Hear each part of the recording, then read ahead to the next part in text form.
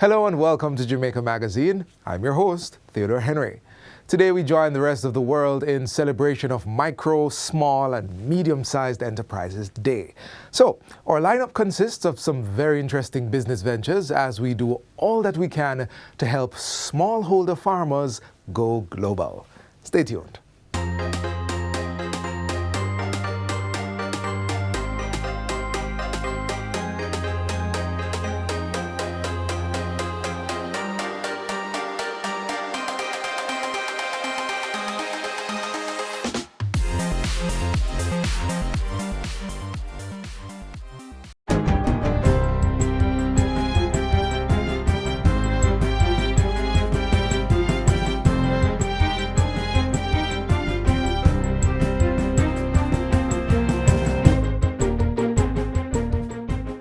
Good day, I'm Stephen McHugh, and this is your JIS News for Tuesday, June 27, 2023. The Narcotics Division of the Jamaica Constabulary Force is reporting an increase in the seizure of contrabands since the start of the year. Between January 1 and June 19, the quantity of cocaine confiscated rose to over 1,610 kilograms, up from 206 kilograms for the corresponding timeline in 2022. Meanwhile, marijuana seizure was over 8,700 kilograms. 108 persons, including 19 foreign nationals, were arrested in connection with the seizures. The unit also made seizures from 87 courier services at the international airports and confiscated 6 conveyances, which included 3 boats. The narcotics unit says it remains committed to preventing illegal drug trafficking. During a tour recently, National Security Minister Dr. Horace Chang gave his commitment to upgrading the offices of the Narcotics and Major Investigations Divisions. These are 2 very fine units in the police force, Narcotics and Major Investigation Division. They're doing extremely important work, and they're doing it with a lot of energy and sincere commitment to make our country safer. So we have to get them the support required. A total of 151 units have so far been built and delivered under the government's new social housing program, NSHP. Prime Minister Andrew Holness handed over the latest units to proud homeowners Georgette Moving of Bamboo Ridge and Lucille Smith of Rogers Wood in St. Catharines Southwest on Friday. Both 2-bedroom units were constructed at a total cost of approximately $10.2 million. Mr. Holness says 10 additional units should be ready in another 2 weeks. $500 million has been budgeted for the NSHP, which aims to provide housing solutions for the neediest persons in the society. This is not a handout. This is not a giveaway. This is not political largesse. No. This is about the state fulfilling its duty to protect its most vulnerable and most needy. This is about the state ensuring that we fulfill our social contract and are truthful to our social conscience. And that is what this program is about. And that's why it is under what is called the HOPE program. The beneficiaries expressed gratitude for their new homes. This has been our dream for years, and this means a lot to us. Like, now I can have a clean environment to study. It was an emotional moment for Ms. Smith as her daughter, who would have occupied the house with her, passed away approximately 2 weeks ago. The Universal Service Fund, USF, and telecommunications company Flow have partnered to provide subsidized internet services, devices, and training to 1,500 households under the PATH program. The public-private partnership will be carried out under Flow's JUMP initiative, which is geared at fostering greater digital inclusion through low-cost services. Speaking at the signing ceremony, the ministers with responsibility for telecommunications and social security said the strategic cooperation was a comprehensive approach to improving lives and fostering economic growth. Over the course of the 6-month pilot period, each household within the target population will receive 1 HP Chromebook coupled with broadband connectivity as a subsidized cost of approximately $696 plus tax, totaling about 800 Jamaican dollars. This program is perhaps one of the most significant programs and inputs in ensuring that those who are most vulnerable can keep a pace with this rapid movement in technology. Vice President and General Manager at Flow, Stephen Price, says the initial cost before the subsidy was $3,500. He says under the JUMP initiative, high school students in each PATH household will get access to Flow Study, which is an e-learning platform. It is through initiatives like this that we truly make a lasting impact on individuals' lives, opening doors of opportunity and enabling them to thrive in an increasingly digital world.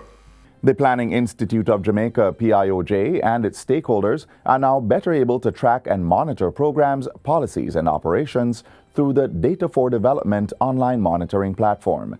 It was officially launched on Thursday and is aimed at enabling access to information that will support informed decision-making at the personal, community, and national levels.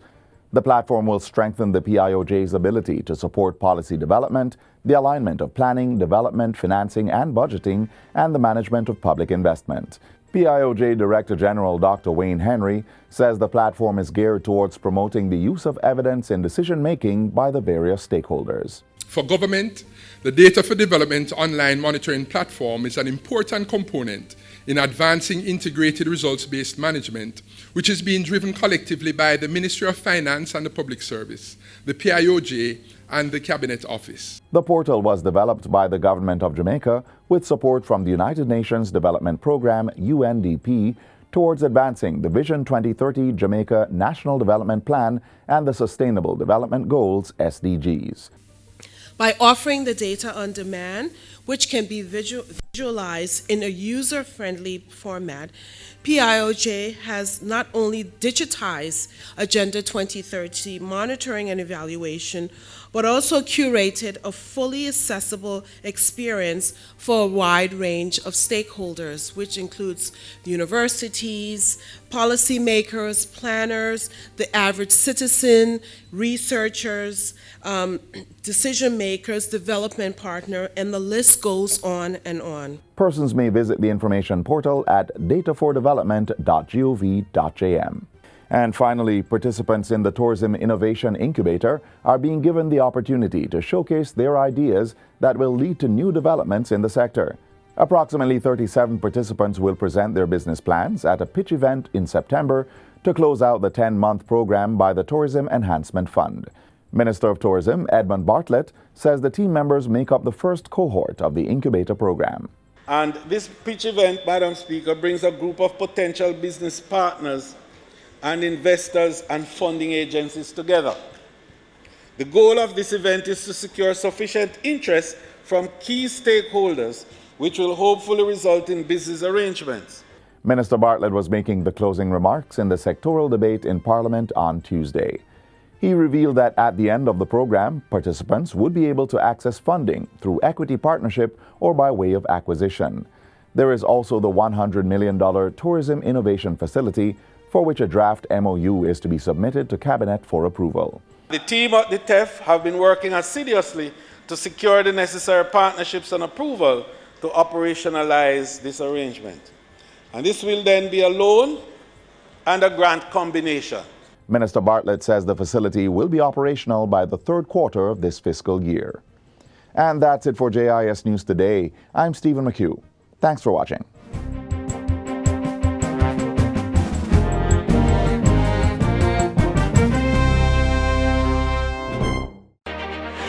Jamaica and its workforce are advancing quickly. Life-changing opportunities are arising. You need training and support. We are the Renewed Heart NSTA Trust, committed to providing new and emerging skills training and opportunities. Come to Heart. We'll help you claim your place in the workforce of the future. Last week was another busy one for Prime Minister Andrew Holness, and we have highlights, as we do every Tuesday.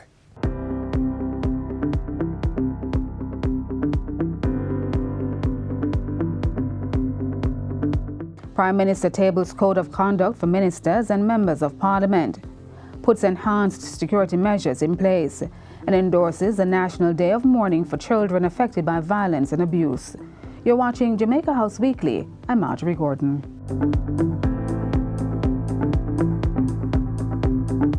It is not merely words on a document.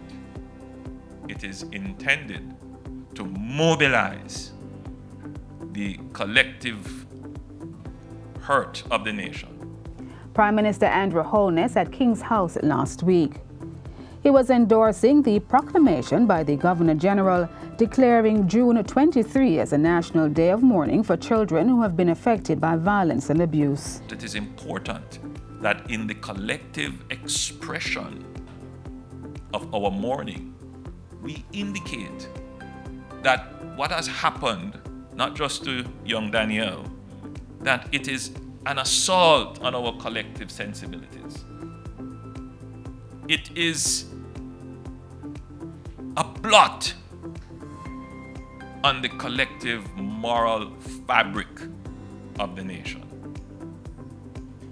And that we are not going to remain silent, lest it gives the impression that the country has fallen numb.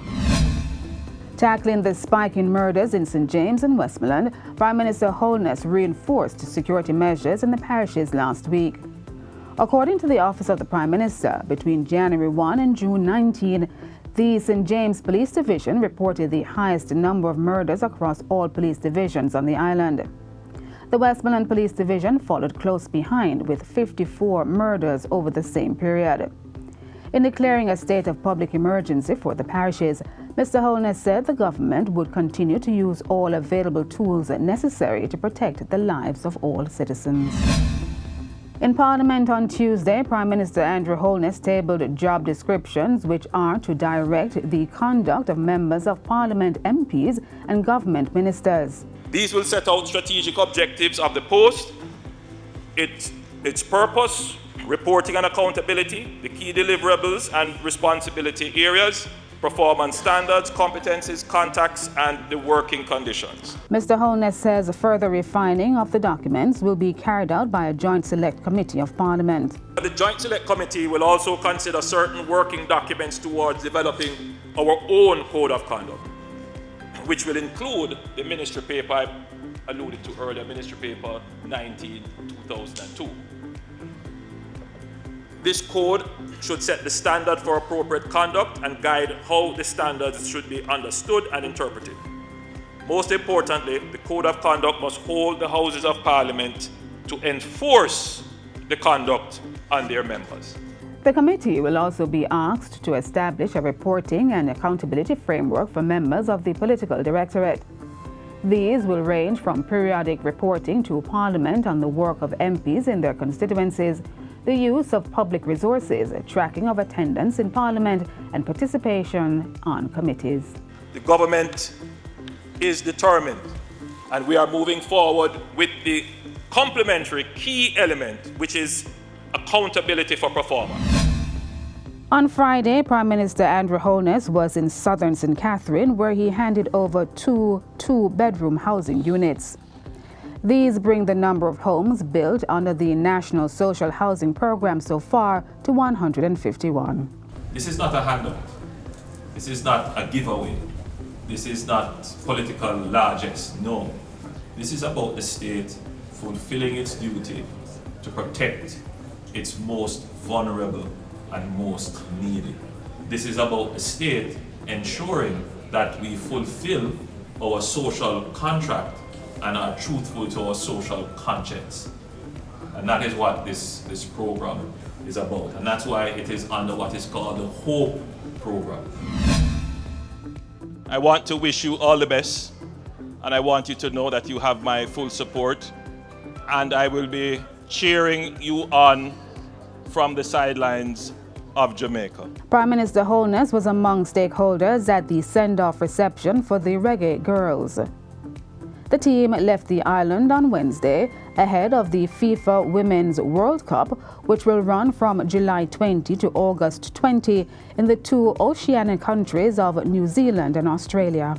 I believe you have all the skills and talent and more so you have the drive to do it. And I think it is not beyond the Jamaica football team, our reggae girls, to actually win the World Cup.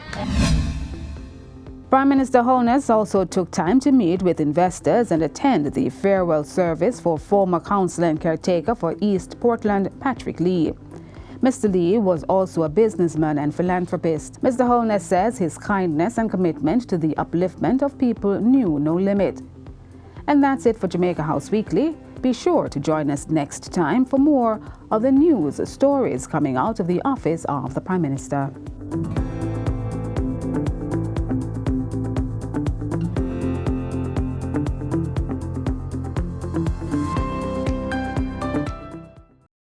The following is brought to you by the Office of the Prime Minister. Jamaica is changing right before our very eyes. Across the island, billions are being invested into our road networks, from farm and community roads to major roads and highways. Dozens of communities across the length and breadth of Jamaica are receiving access to reliable potable water for the very first time. And thousands of Jamaicans have become homeowners thanks to the historic shifts in policies of the National Housing Trust, making it easier for Jamaicans to receive funding. Not to mention the record number of houses being built. Never dreamed you would own a home? No matter your circumstance, home ownership is possible for you thanks to the government's new social housing program, specially designed to meet the needs of poor Jamaicans at no cost to them. We are building Jamaica. The proceeding was brought to you by the Office of the Prime Minister. Nutritious food, succulent dishes, superior workmanship, and excellent service. Jamaica is on the go. Let's grow what we eat and eat what we grow. Let's harness the indomitable spirit of our most valued resource, our people. Let's support our local businesses. After all, buying Jamaican means building Jamaica.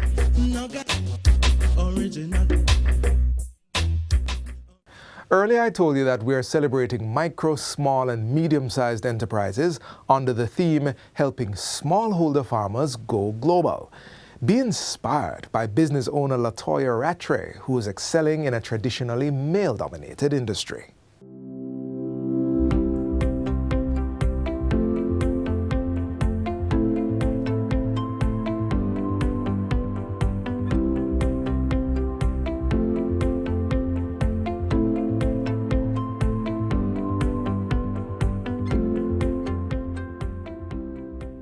Losing your job at any time is hard, more so during a pandemic. But in this adversity can arise opportunity. It's just a matter of how you bounce back from this job loss to put food on your table and to keep clothes on your back. Late 2019 into early 2020, I realized that my job security was a little bit threatened. And so the thought came to me, if I were to lose my job right now, my son just started high school, what would have happened? And I explored other things, a lot of other options, different ways that I could make an additional source of income. But the only thing that kept coming back to me was farming. And it's something that I just never saw myself doing. Growing up, if somebody told me that I would be doing this now, I wouldn't have believed them because I detest it. I didn't see where my family members, really got anything out of it. It was just a little thing that they were doing. They didn't treat it as a business. And so I said to myself, I didn't want to be like them. But at the end of the day, I had to be realistic because I had a thriving backyard garden. I was saying to myself, that's just being hypocritical. If you can do it just for fun, why not just do it, as an additional source of income? As a farmer, the biggest challenge I have to, and still continuing to overcome, are the voices in my head that, farming is not a viable business. It's not something that you do. It's just something you do on the side. Growing up, nobody aspired to be a farmer. Nobody wanted you to be a farmer. You dare not go and tell your parents that, oh, I'm going to be a farmer. No, that's just not something you do. So the biggest challenge right now is, the voices in my head and what what I think society said about farming. Now, second to that, it's just to get good work. You know, they have this thing to say, good help is hard to find. We have gone through that stage where you find some, that's not ideal, but I have to give God thanks right now. I have a team that is great. Natural sweet corn, man, you don't have to cook it, man, eat natural, man. See, like I said, it's not about losing your job, but really how you bounce back. We know it can be hard, so make sure you are not one of those persons who are afraid to ask for help. Well, to tell you the truth, every single thing that happened in your life, look at it as a lesson, because whatever challenges I was facing back in 2019, 2020, in that 9-to-5 job at the time, looking at it now, I saw where it prepared me to be the type of person I am today, because farming is not for the faint of heart, you know. It's not. And I look at it, every day I look at it, I always repeat Romans 8, verse 28. All things work together for good for those who love the Lord. And if you can just look at your challenges, whatever it is you're going through right now, maybe you were fired, maybe you know your company scaled down, maybe you are ill, whatever it is, you can look at those challenges and just flip them, turn them into something positive. As it relates to those persons who want to go into farming with a plan. Don't just go into farming and do it like, you know, because that's what everybody is doing. That's how my grandmother did it. That's how my mother is doing it right now, and I'm trying to tell her, no, you have to go with a plan. Go with a plan. Speak with the expert. Speak with RADA, you know, because you're just doing this. Even if you have a degree in the area, somebody out there still knows more than you. So speak with them, and you have a plan. Chief among that plan should be your marketing plan. Who is your target audience? Why are you planting what you're planting? Once you have a plan, you don't even really need money, because you can sell your plan to the financial institution, to a friend or to somebody, and they will fund it once it's a solid plan. So for those persons who have lost jobs, don't give up. Just look at it as a lesson. Look at it as a stepping stone. What can I learn from this here situation right now? Most businesses started out of a crisis. This is your crisis. This is your recession. Just use it to propel you to the next level. And for those persons, young females, because I'm passionate about women empowerment, for those young women who want to go into agriculture, go straight for it.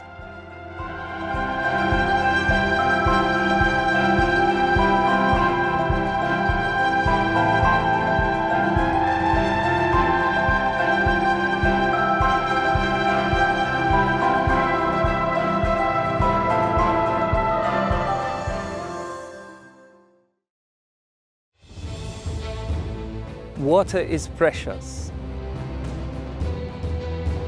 So we encourage everyone to practice the 4 R's of water conservation. Always remember to reduce your use of water wherever possible. Replace water wasting devices with water savings devices. Reuse water wherever possible. And wherever leaks are found, please repair them, and repair them quickly. Don't delay. Practice the 4 R's of water conservation today.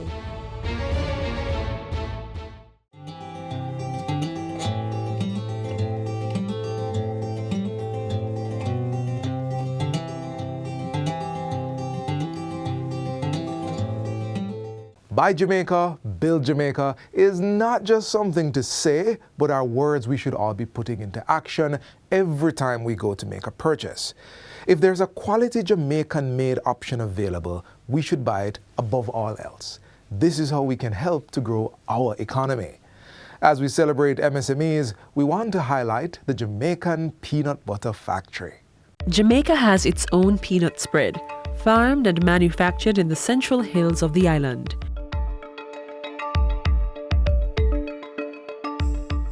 You may have it creamy or chunky with your bread and biscuits, or even straight from the jar by itself. We are the Jamaican Peanut Butter Factory. We use 100% Jamaican peanuts as well as Jamaican honey. Right? One of our mottos is very simple ingredients but fantastic peanut butter.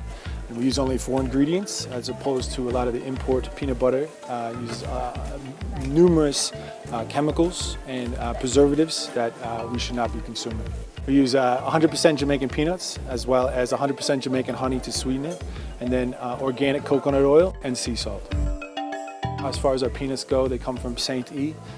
Elizabeth, and so we are committed to supporting Jamaican farmers, and we've been told that Jamaicans grow the best tasting peanuts in the world, and our goal is to make the best peanut butter in the world. I worked with a natural peanut butter in the States. One of my goals was to come down here and to help facilitate small business development. And when we came down here and I saw that there was no Jamaican peanut butter on the market, and I saw that the current prices for import peanut butter, I realized that there was an opportunity in the market for a high quality, locally sourced peanut butter. Support Jamaica by Jamaican. We currently offer original, which is more of a creamy style, but the original has a slight texture to it. So we like to say it's kind of like a homemade style. Then we also do a chunky as well, which has whole peanuts in it. And we currently offer it at John R. Wong's, as well as it's going to be in Lethusian's, and it is the health food stores on Barbican and Orchid Plaza. If you purchase 2 jars directly from us, we can deliver right to your location.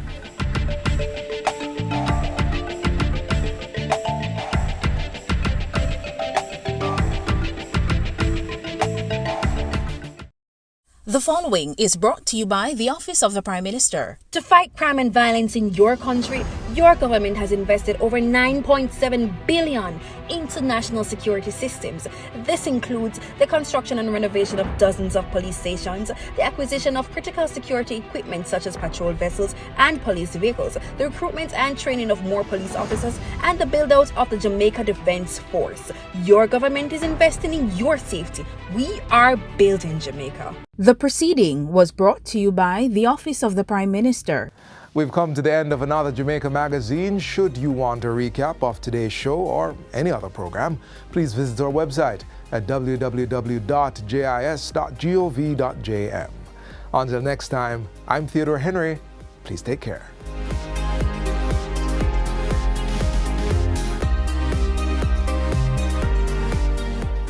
This has been a production of the Jamaica Information Service, the voice of Jamaica.